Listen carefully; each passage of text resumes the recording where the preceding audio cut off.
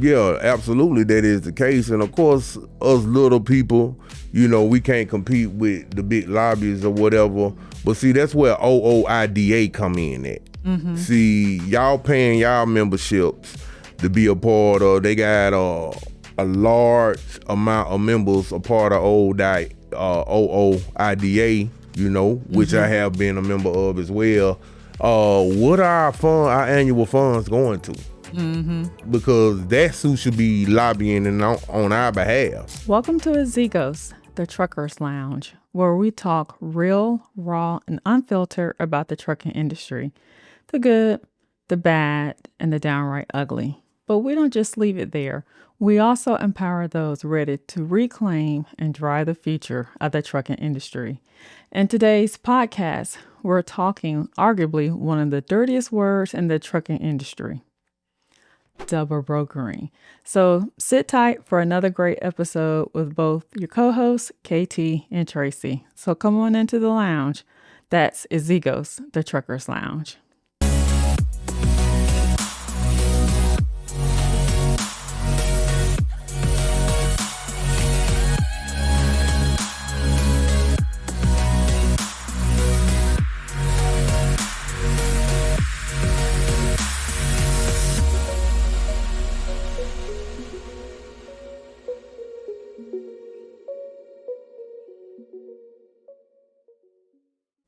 How are you doing today, KT? It's kind of a so-so day, but I'm glad to be here, and I'm glad to be back with my beautiful co-host. It's good to see you. Thank you. Why is it only a so-so day? Well, as for me, I was born and raised in the Bible Belt, and so, of course, in the Bible Belt, football is a religion, and my teams had a tough time today, so hey, it's gonna be all right though. We still here. Would you like to call out which team that is? Nah. Oh, you don't? They don't need to know that type of detail. So we'll just it's a large city, so we'll just keep it trucking. Okay. Yeah. We'll keep it trucking. Okay. Absolutely. Like I mentioned in the intro, today we are talking about double brokering. It's been in the news quite a bit lately, not because double brokering is anything new or even the fight against it, but primarily because FMCSA has new authority to really fight against it and has new teeth to crack down on the people guilty of pulling this stunt. So in today's episode, we're going to cover what is double brokering, who typically loses the most in double brokering, but more importantly, with FMCSA's new authority, do you expect to really see a difference?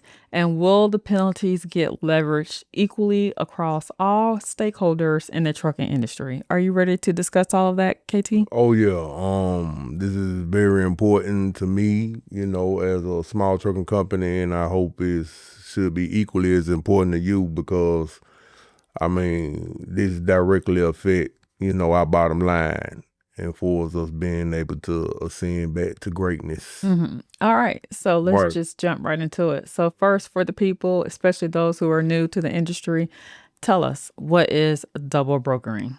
I guess the specific definition is when you have one company, or if we could just say broker take on a contractual obligation for delivering loads for the shippers, and you have one company taking on, and they giving the shipper the impression that their company or their carrier is going to deliver that load, but instead they sell the load off to somebody else, or it could be one or more. It don't necessarily have to be one, because sometimes they go down the line 1, 2, 3. Mm-hmm. But basically, the shipper's under the impression that one particular carrier is brokering the load, and then they pass and subcontract it off to different brokers or different carriers. Okay. So that's called double brokering. Okay. It's the broker who's actually initiating the double brokers. So do you find that can a carrier actually be guilty of double brokering? Absolutely, a carrier can do it as well, because you might have a situation where, and I know carriers, you know what I mean? a carrier might say he's going to tell a broker or whatever that he can make that load or whatever. And for whatever reason, sometimes the reasons are justified, sometimes they're not. He might not be able to do that load, but he don't want to knock that load. So he might, especially he had other brothers that he know that drive trucks, got their own truck, he might pass it off to somebody else. Okay. To another carrier. That would be an example of a small time person double brokering. Okay. Because he just don't want to knock the load. He might have had a mechanical issue or whatever. So there's many different reasons for double brokering. Sometimes out of necessity, sometimes out of greed. Okay. All right. And I'm assuming in those cases, scenarios, that carrier is still going to take a piece of the pie, even though he isn't moving it, right? Not necessarily, because I can speak for myself, not to self-incriminate, but I don't had the double broker before. Okay. Because I had something come up, I got an important client or an important broker who I got a good relationship with. And sometimes I, might had a blowout. You know what I mean? I don't did it before, had a blowout. I'm not going to be able to make the load in time. I might just do the first half, be like, hey, so-and-so, can you pick up this load for me? And I come get it from you. Okay. But that's an example of double brokering. Right, okay. Because I've given the impression that my company is going to be the one to pick up and deliver that load. Okay. All right. So in most industries, subcontracting, people subcontract, people sublease, subbing is not an issue. So why is it such a problem in the trucking industry? It's such a problem in the trucking industry because you basically have mega carriers. What they're doing is really just monopolizing the game. So you got to understand, like 90% of the loads that's made in this country is made by trucking companies that's 3 or less. So really, the mega carriers ain't doing them but 10% of the load. But what they are doing, when you have a mega carrier who's commandeering, I like to use big words sometimes. So yeah, to show that, I could have been more than just a trucker. But yeah, so they'll go to these different shippers and say, hey, we can take on your load, knowing they don't have the capacity to take on that load. But what they have learned is to have their own load boards. And what they would do is for smaller trucking companies, they will send them out a carrier package and you will become almost like a owner operator up under them, but you're not, because you're still paying. You running under your own authority. Yep. So that's what makes it double brokering. You're not running under their insurance. You're not running under their MC number. So what they do is they gobble up all the freight, and then they set the market. And then whatever they can't haul with their company drivers, right? Then they put it on their load board, and we. You know what I mean? Small trucking companies, we pick it up off the load board and run the load for them. Okay. So we helping them on both ends. Wow. Okay. Interesting. And although that's not today's topic, that's why there has been historically a big fight about whether your classification, even as a driver, like whether or not you're truly an employee of a company, a contractor of that company, or you're truly your own boss. Right. All those issues. And it kind of don't forgot my memory. I think they initially were kind of setting it up for people who does Uber and things like that, because these companies, they're not insuring you. They're not giving you any medical insurance. You don't have any of their benefits. But I'd be amazed to know the data for us, how many the work that they take on is actually done by the subcontractors with absolutely basically no liability, right? Limited liability, and they setting the rate so to make it hard for you as a smaller company to run up under those rates. But they're really still getting the real rate, what they dealing directly with the shipper. And then they'll put it on the board for a lower rate. Right. So even if they don't do the load, they still making, they maximizing their profits, because, small carriers, we'll take a load from anywhere. Yeah, Okay. and so it's just working against us. Okay. That's why I don't want to ramble, Yeah. but that's why No, I it's get important. mad and upset when you have older truckers who hating and be like, well, it's just because all these people don't jump in the trucking Mm-hmm. and they messing up the numbers, and if they know it go on a 4-year cycle. No, that's normally how it is, but they have systematically cut us off at the knees because this Yes. is not a 4-year cycle, Right. because they don't implement strategies to lower our visibility and lower our profits, and they basically monopolizing the whole trucking industry. Right. So, and this is a perfect segue. So while, historically, and you guys have been crying about the double brokering for years, and now FMCSA now has this new authority where they can investigate now and penalize brokers and carriers engaged in double brokering. But it's almost like, don't celebrate too fast, right? Because what is that really going to look like? First of all, the major abusers of the system are the mega carriers. So when you think about the FMCSA, are they really going to police the mega carriers? You got to look into, are they going to be motivated, right, to go against them? So in order to answer that question, we got to figure out, well, who are the FMCSA? Who is that, authorizing body? Who do they report to? Who influences them? So let's dig into them a little bit more. Should we do that? Yeah, go ahead. All right. So for those who you don't know, you should. That is the Federal Motor Carrier Safety Administration. It is an agency in the U.S. Department of Transportation. Okay, that should be red flag number one. So because if it's tied to the government, then what? They're not going to be fully independent, and they're going to have political influences. Wouldn't you agree? Yeah, absolutely, that is the case. And of course, us little people, we can't compete with the big lobbyists or whatever.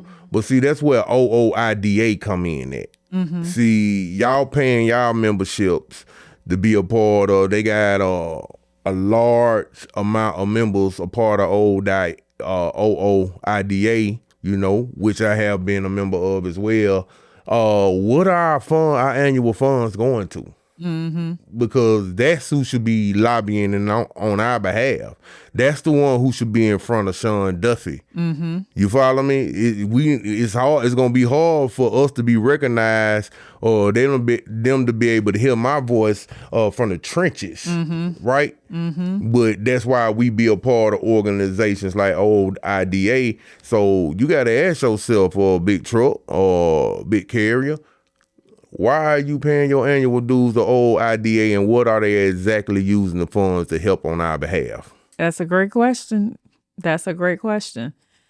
And, like I was saying, right, with FMCSA, they are ultimately accountable to Congress and the president through the DOT secretary. Right. Sean Duffy. Because what's the slogan? Let's make America great again. Yes. And we here for the small companies. Well, trucking is a major part of it. I mean, let me ask you, my beautiful co-host, would you, I don't know what your private life like, but do you think you can enjoy a man that's comfortably making in the six figures? Do you think that'll put a better disposition in society if you had men who was bringing in the necessary funds to make you, definitely you wouldn't have to take care of them. Mm-hmm. I mean, I'm looking at what you got on and everything. That's major upkeep. Okay. I mean, what do you think? Do you think it would be, better self-interested in making America great again for small companies like truck drivers to be able to get their fair share of the pie? You guys absolutely deserve your fair share of the pie. Absolutely. No argument there. Thank absolutely. you. Okay. Absolutely. Because I don't mind tricking. Okay. Go ahead. So it really, you can't rely on an organization like the FMCSA to really to investigate equally across all parties with the double brokering. Really, if they're going to go after anybody, it'll be going after the little man and not Little man. necessarily Right. the mega carriers, because they have big lobbying arms. And they often, anybody who has big lobbying arms, they're going to influence rules to protect their way of doing business. So, Right. you're not going to be able to count on that. Absolutely. Absolutely. Okay. And knowing that, what can a carrier do then to protect himself or herself? Because we do have female drivers, as we talked about last Right. week. Love my lady's driver. Right. I probably raise up about 2 or 3 landing gears for y'all next week. Love y'all. So what can a carrier do? Like you mentioned before, carriers sometimes may have legitimate reasons for double brokering. Sometimes, Which is illegal. He's taking a chance. He's taking a chance. But more times than not, when a small carrier is doing it, he's doing it out of necessity. You know what I mean? He's not doing it because he's trying to box out his fellow carriers, his peers. And so you want to highlight some of those necessities again. Like you said, he may have had mechanical issues. Some type of mechanical issue. When you argue maybe detention and getting held up, maybe. Oh man, that's a. Thank you for bringing it up. Okay. You sound like a truck driver. Yeah. So yeah, a lot of times if you like me, man, I like to book a lot of my loads in advance. If I get held up in detention at a Pacific warehouse or distribution center, and I still want to make sure I get that load because I have such a strong circle who I can trust. Cause we all been in the game over a decade, and if they able, you know what I mean? Right. Yeah, I will have them snatch that load for me, just so I can come and get it from them. Right. Right. And so them situations, yeah, detention is a major. Right. Detention seems to be a recurring theme of what really sets back the carriers a lot. Yeah, cause it's modern day slavery. Right. You're paying me to drive the load, but you're not paying me to sit with that load, and you holding hostage my trailer. Right. There's one particular stakeholder we have not addressed that actually loses out in the double brokering, and that's the small shipper. Small shipper. They right. actually lose out as well. A lot of times they are almost forced to go to the big mega carrier to do business, right? Right. Because a lot of times, as you mentioned, really the company, the driver is the one truck driver who really runs and keeps the trucking industry afloat. But a lot of times that one man trucking company, really, if he breaks down, he's out of commission. And a shipper can't really put their whole livelihood on the back of one driver. Right. That's what's being marketed against us, because the broker, the different brokers, they got a Rolodex of driver, 90, 200 drivers, and they really don't have any drivers. They just putting it on the load board. Right. That's all they doing. Right. So really, it just is ripe for a new way of doing business. Absolutely. That really, even though we could say we are primarily targeted towards carriers, but small shippers are getting crushed. They're getting crushed. Yeah, crushed. Yeah, we and can do that. Really, they should really be looking to find a way to connect with small carriers as well. Absolutely. And stop trying to go to the mega carrier, because 9 times out of 10, they're not hauling you all small shipments, because that's not enough. They coming, but they're not doing it in a timely manner. Right. And if for some reason that they fall through on a deal, or they can't do it in the time prescribed, then they don't care. They don't care. We'll get it when we get it. And that's how they treat the small shipper. That's how they treat the small shipper. That's how the big shippers and receivers treat the small carrier. He don't care if he hold up your time, because he's not being held accountable for wasting your time. Right. He's, like I said, is modern day slavery. Right. And then the small shipper really doesn't have the resources to really fight against it too much. He doesn't have, no. All right. Well, it sounds like solutions are needed, wouldn't you say? Absolutely.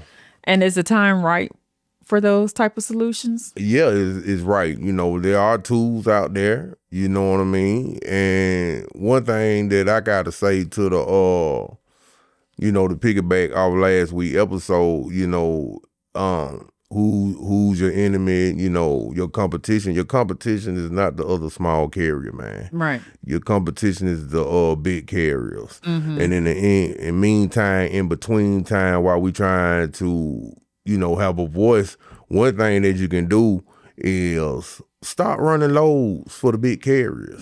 Stop running loads for the JB Hunts. Stop running loads for the Snyders. You know, stop running load for these big mega carriers. That's you on their load board, you know, scrolling and pulling a load because you're helping them beat you in the long run. Wow. Now, I understand if you're an owner operator and you don't have no trailer. But if you got your own trailer, ain't nowhere in the world you should be running load for no mega carrier. All right. Well, there you have it, folks. Take home message. You know, stop working against yourself and hauling for the mega carriers. Yeah, definitely. Stop. That's a small thing that we can do. And I know y'all looking at it, man, look, I got bills, I got my pocket. Man, you got to start looking at this like you in it by yourself. Right. If you a small carrier, 9 times out of 10, you have a factoring company. If you got a factoring company that won't loan you money after seeing what type of loads you do on a regular basis, and they can pick up on your pattern, because the factoring company is not going to make money unless you're making money. So it's in their best interest that you stay in business. Right. So most factoring companies, you think that they know what a factoring company is? We can talk about that on another episode. We'll talk about that on another episode. But most factoring companies, man, they'll give you what you need, man. I know my particular factoring company, for one of their drivers, man, they gave him the money to overhaul his engine. I ain't talking about just no end frame. I'm talking about the top and the bottom. And they get the money back when he turn in his invoices, you know, not at all at one time, because they make money and they need the small carriers for them to make money. Okay. And really, on top of that, they the one who really can weed out the double brokering, because if they don't have the funds, they won't get the credit with the factoring companies. And I know y'all ain't running no loads out there for brokers who ain't got no credit for your factoring company. Right. Okay.